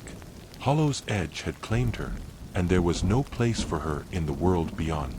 Her body stiffened, her mind hazy, as the darkness took over, folding her into the town, turning her into just another lost soul. Another memory. The lantern's flame. No one ever really left Blackwater. The small, isolated town was tucked away in a forgotten valley, a place where the mountains cast their long shadows over the streets, making it feel like the sun barely reached the ground. The roads leading to Blackwater were overgrown, often forgotten by those who didn't have a reason to be there. And those who did often didn't leave. It wasn't the kind of town you just visited and then moved on from. Once you were there, you were part of it, whether you wanted to be or not. It was late autumn when Ellie arrived in Blackwater. She had been driving for hours, the mountains looming around her like giant sentinels, their dark peaks hidden in the fading light of dusk. Her old car sputtered and groaned as the tires crunched over the gravel road, and she couldn't help but feel a twinge of unease, though she couldn't quite place why.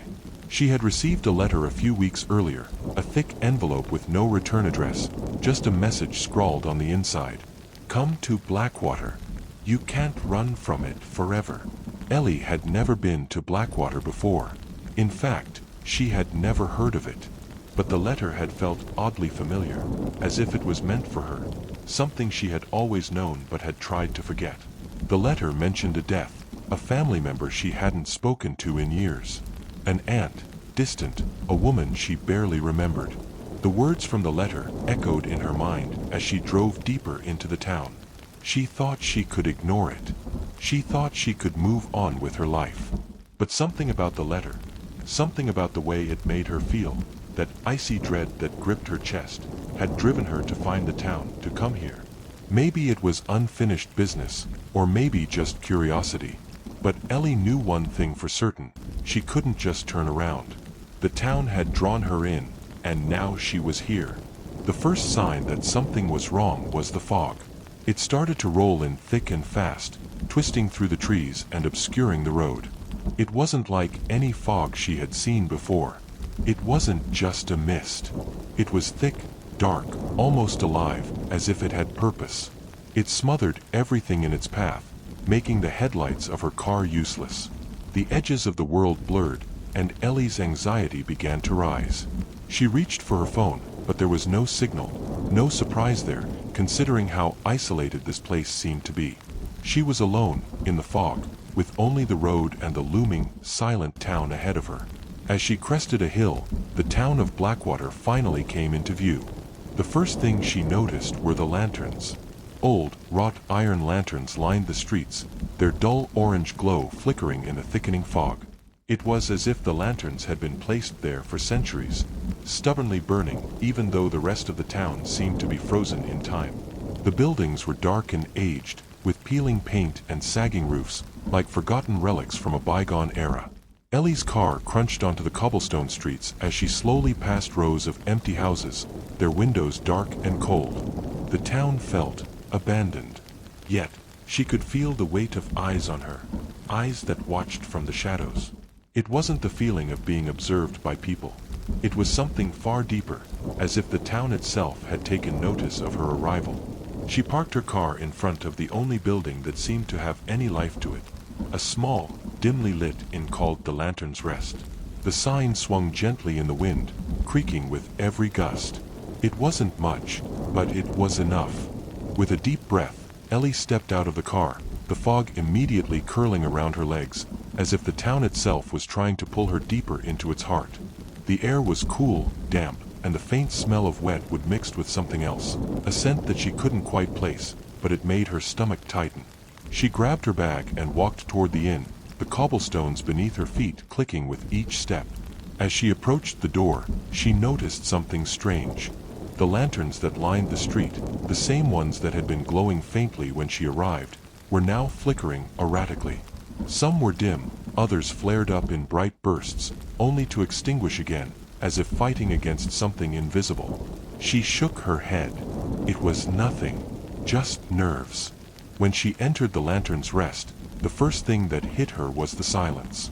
The air inside felt heavy, like the walls had absorbed every sound for years, trapping it within. The innkeeper, an old woman with gray hair tied back in a loose bun, was sitting behind the counter, her hands folded in front of her. She looked up at Ellie with pale, almost translucent eyes, and gave a small, polite smile. "Welcome," the woman said, her voice raspy but warm. "I'm Mrs. Gray. I've been expecting you." Ellie's heart skipped a beat. "Expecting me?" Mrs. Gray didn't respond right away. Instead, she nodded toward a key on the counter. "Room 5, dear. It's all ready for you." The woman's gaze lingered a little too long, like she was waiting for something Ellie wasn't sure she wanted to understand. There was a strange stillness in the room, as if the air itself had been waiting for Ellie to step through the door, waiting for her to play her part in whatever twisted game Blackwater had in store.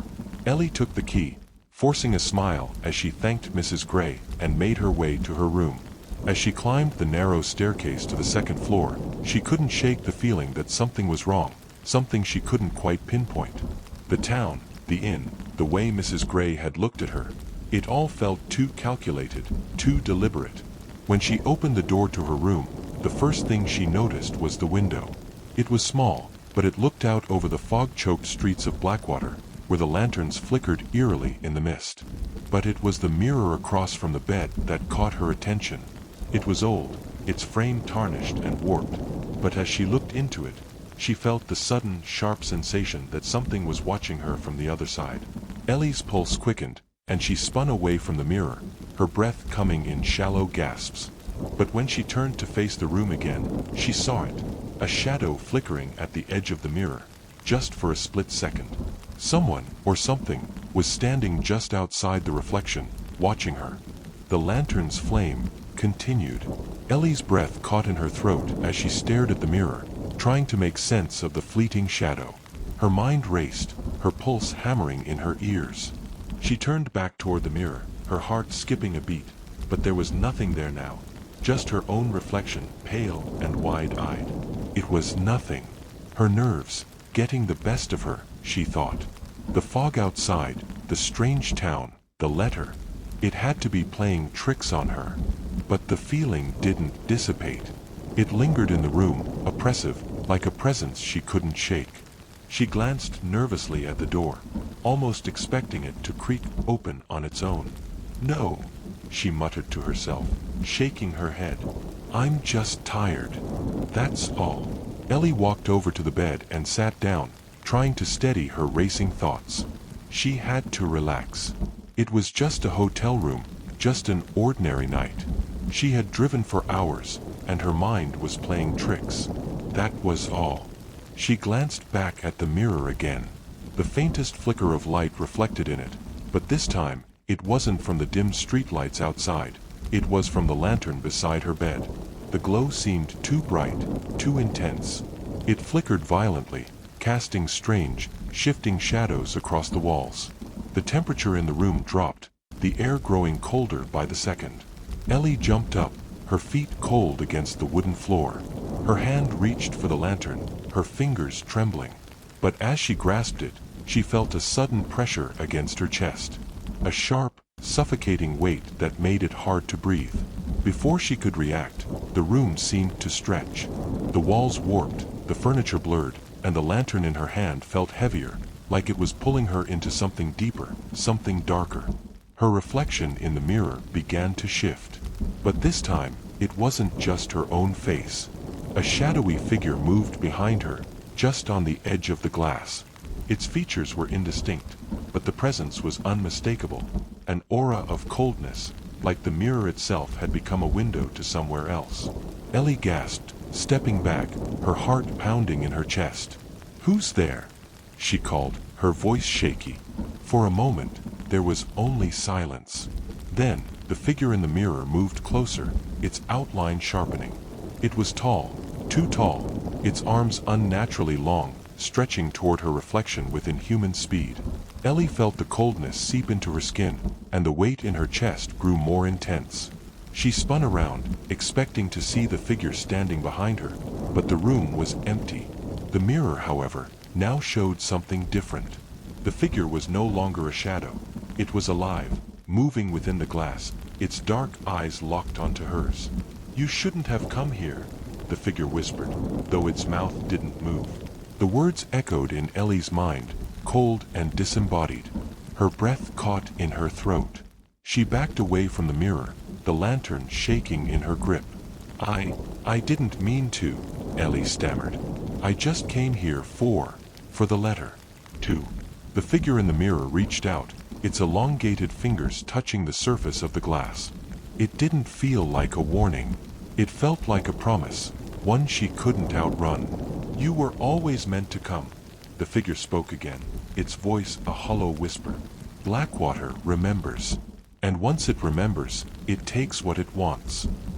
Ellie's chest tightened as the figure's hand pressed against the mirror.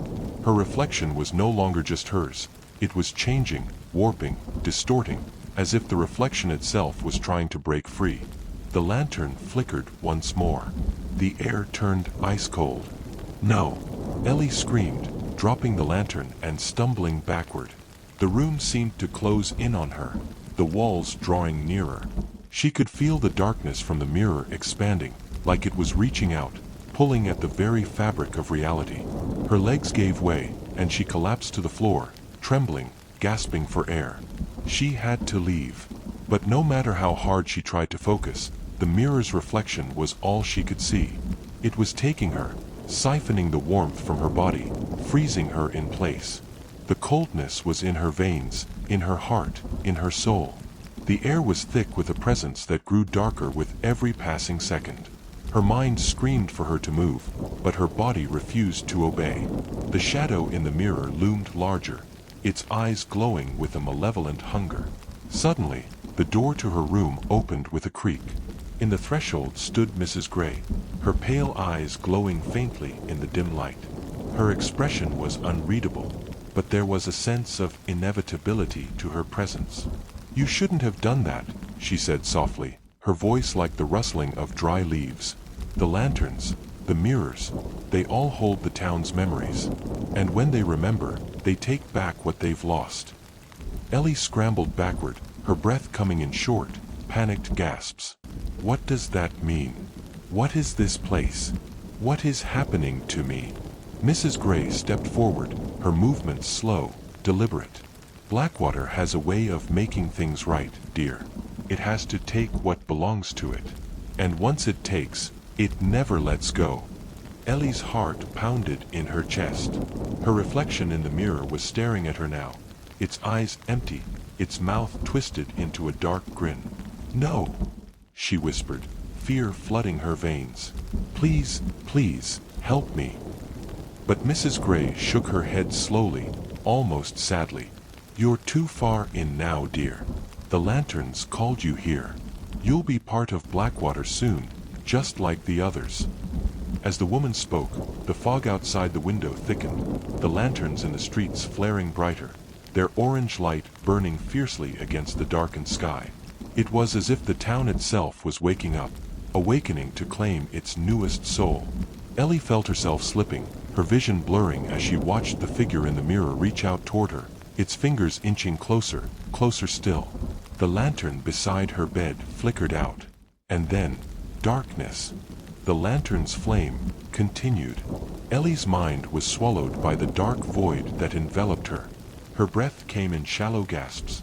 and the heavy weight of the air pressed down on her chest. The room, the mirror, Mrs. Gray, everything was fading into the distance, replaced by an oppressive blackness that felt like it was pulling her apart, piece by piece. But then, something shifted. Her eyes snapped open, and she was no longer in her room at the lantern's rest. The oppressive darkness had lifted, replaced by a soft glow, dim but steady, casting shadows across the walls. It wasn't the warm light of the lantern. This light felt colder, more sterile, and yet it held her gaze, as though calling her to something deep within. She was standing now, though she didn't remember rising. Her body felt detached, like a puppet controlled by invisible strings. The floor beneath her was cold, stone, and rough beneath her bare feet. Her surroundings were dimly lit by tall, flickering lanterns hanging from the ceiling. The air smelled damp and stale, and the walls around her were crumbling with age, covered in dark soot and mold. As she took a step forward, a faint sound echoed in the distance. Whispers, soft but growing louder with every breath she took. It was as though the very building itself was alive, murmuring in the dark. It wasn't just one voice. It was a chorus of voices, overlapping, indistinct, but filled with an undeniable urgency. "Come closer." The words hummed in the air, reverberating deep inside her chest. Ellie's heart began to beat faster, its rhythm erratic as she fought to understand what was happening. She tried to move, to run, but her legs were frozen in place. It felt as though the very stone beneath her was holding her, trapping her. From the far end of the hall, a door slowly creaked open. The light beyond it flickered like dying embers. Something was waiting for her there, something she couldn't see, but could feel, like an overwhelming pressure in her skull. The whispers grew louder, urging her forward. With no control over her movements, Ellie found herself walking toward the door. Her feet moved mechanically, each step echoing like a death knell in the silence. As she crossed the threshold, the smell of decay grew stronger, and the temperature dropped sharply. The room beyond was vast, filled with towering shelves that seemed to stretch into an endless abyss. The shelves were lined with strange, unmarked books, and old, tarnished lanterns flickered like dying stars, casting long, twisted shadows that danced across the stone floor. And then she saw it. In the center of the room stood an altar. It was made of dark stone, worn and ancient, covered with symbols Ellie didn't recognize, symbols that seemed to shift in and out of focus, like they were alive. The altar was surrounded by a circle of lanterns, their light flickering erratically, but never going out. Ellie's legs moved her closer, unwillingly, as the whispers grew louder still. She felt a presence behind her, something intangible but suffocating, its breath cold against her neck. She didn't dare turn around. The altar surface was covered with a strange, viscous liquid, dark, almost black, and glistening under the lantern's flickering light. At the far end of the altar, where the shadows were deepest, stood a figure. It was a woman, tall, almost impossibly so, with long dark hair that cascaded down her back like a river of ink. Her skin was pale, almost translucent, and her eyes were black, like endless voids that swallowed everything in their gaze. She wore a flowing gown made of fabric so dark it seemed to absorb the light around her, making her appear like a shadow stitched together with night. The woman's lips curled into a smile, though it was devoid of warmth. A slow, chilling smile that seemed to hold all the darkness of the room within it. "You've come," she said softly, her voice like the sound of wind sweeping through dead leaves. Ellie's heart raced. Who are you?" The woman's smile deepened. "I am the flame," she replied, her voice carrying the weight of something ancient, something terrible. "The keeper of the lanterns. The one who watches as the town remembers." Ellie didn't understand. "The town remembers?" "Yes," the woman said, her voice like the rustling of leaves again. "Blackwater remembers every soul that comes through. Every person who crosses the threshold of this place becomes a part of its memory. And memories, like lanterns, never die. They only burn brighter." Ellie's breath quickened as the woman stepped forward, her long fingers stretching toward the altar, her dark eyes never leaving Ellie's face. "You are one of us now, dear," she continued. You will join us in the town's memory. You will be folded into the lanterns and the darkness. You will never leave. No. Ellie gasped, stumbling backward. Her body shook with terror, her chest tight as if the very air was trying to crush her. She reached for the door, but it slammed shut behind her, as though the room itself had become a trap. "Please, let me out," she begged, her voice frantic now. "I don't belong here. I didn't ask for this. Let me go." The woman tilted her head slightly, as though considering her words. Then, with a soft chuckle, she reached out a pale hand, and the shadows around them seemed to deepen, swirling around her fingers like liquid. "You don't understand, do you?" the woman said, her voice gentle but filled with an edge of cruelty. "No one ever leaves Blackwater. No one ever escapes its memory. It claims you, and you become part of it. A flicker in the dark, a flame in the lantern." Ellie's chest tightened further, her body shaking with a cold dread she had never known. She was trapped, not just in the room, but in this town, in this curse. Her body felt heavier now, her legs unsteady, as if the darkness had already begun to claim her. As the woman stepped closer, Ellie saw something flicker behind her, something moving within the darkness. Shadows twisted and formed into faces, distorted and grotesque, their eyes wide with fear. Faces of the lost, Ellie realized with a sinking heart. The lost souls of Blackwater, trapped within the lanterns, their memories forever burning. The woman's lips curled into a sadistic grin. "You are not the first, and you will not be the last," she said, her voice cold as ice. "But you will never leave. You belong to Blackwater now." Ellie screamed, but the sound was swallowed by the darkness. The flames of the lanterns flickered, and she felt the pull of the shadows, cold, hungry, and endless. ChatGPT said. The lantern's flame continued. Ellie's scream echoed through the room, but it felt distant, muffled by the growing darkness. The shadows twisted around her, tugging at her limbs, pulling her toward the altar at the center of the room. The woman, the keeper of the lanterns, watched her with those endless black eyes, a smile curling at the corners of her lips. "Struggling won't help you," she said softly, her voice a soft hiss in the otherwise silent room. "You can't fight what you are." Ellie's heart pounded in her chest as the shadows continued to creep closer. Every part of her body screamed to run, to escape, but she couldn't move. The darkness was pulling her in, the very air growing thick, as if it was turning to liquid. "No, please," Ellie begged, her voice cracking as she fought to speak. "I don't want to be part of this. I don't belong here." The woman's smile widened, an eerie calm settling over her. "You never had a choice. The moment you received that letter, the lanterns called you. Blackwater always remembers. And when it remembers, it takes. It takes everything." Ellie's mind spun. The letter. The strange pull she had felt when she first stepped into the town. It wasn't an accident. It had never been an accident. The woman moved closer, her footsteps soft, yet they felt like thunder in Ellie's ears. She stopped just a few feet away, and the air grew colder still, the shadows wrapping themselves tighter around Ellie's legs, her arms, her chest. "You are the flame now," the woman whispered, her voice like velvet and ice. "You will burn with the others. You will live forever in the memory of this town." Ellie could feel the darkness seeping into her skin, creeping through her veins, freezing her from the inside out. Her breathing became shallow as her body fought against the weight of it, the weight of the curse that had been laid upon her. "No, no," Ellie cried, trying to break free, but her body wouldn't obey. She wanted to scream, to run, but the shadows were too strong. They were part of her now, just as they had been part of every soul that had ever come to Blackwater. The woman reached out, her long fingers brushing against Ellie's forehead, sending a shock of cold through her entire body. Ellie gasped, her chest tightening with a new wave of dread. She felt her consciousness slipping, like a fog swallowing her thoughts. "You will burn," the woman said softly, "just as the others did, just as you will, forever, in the lantern's flame." Ellie's vision blurred, her body trembling.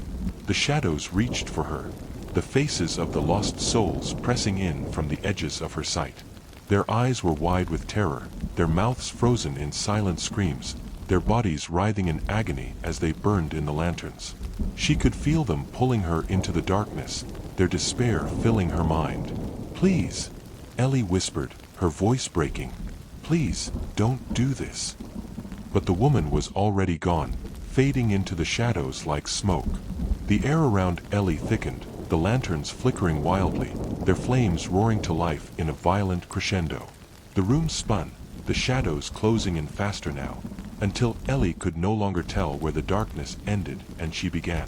Her limbs grew numb, her body heavy, as if it were sinking into the very stone beneath her.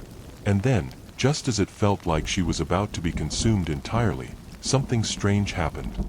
The lanterns flared one last time, brighter than ever before, and the shadowy figures around her froze. For a moment, Ellie felt a sharp sense of clarity, like her mind had broken free of the fog. She could feel the pull of something else, something deep within her, something she had been hiding from for so long. Her reflection in the altar's dark surface flickered, and for the first time, it wasn't her face staring back at her. The woman's face appeared, warped and distorted, her black eyes boring into Ellie's soul. "You don't belong here," the woman's voice echoed in Ellie's mind. "But you are part of it. You are always part of it." The truth hit Ellie like a wave. She understood now. It wasn't just Blackwater that had chosen her. It was her. The town didn't just trap people. It didn't just steal souls. It created them. Every flickering lantern, every shadow was a piece of the people who had passed through Blackwater. And once those people had been absorbed into the town's memory, they were reborn as something else. Something darker. Ellie wasn't just a victim of Blackwater. She had always been destined to be a part of it. Her entire life had been leading her to this point. The letter had been the final push, but it wasn't a mistake. It wasn't an accident. She had always been a part of the town's twisted story. The lanterns flared again, and this time, they didn't burn out. Instead, they seemed to grow, their light becoming more intense, more alive. The warmth spread out from them, wrapping around her body like a living thing. The darkness began to recede, but not in the way Ellie had hoped. Instead of leaving her, it enveloped her completely, until she could no longer tell where her body ended and the shadows began. Her reflection in the altar twisted, merging with the darkness, the woman's face becoming her own. The flames of the lanterns burned brighter, the warmth suffocating as it spread through her. "This is what I was always meant to be," Ellie realized, the truth sinking deep into her bones. "I am the flame. I will never leave." Her scream was swallowed by the roar of the lanterns as they erupted into blinding light, engulfing the room in an inferno of heat and shadows.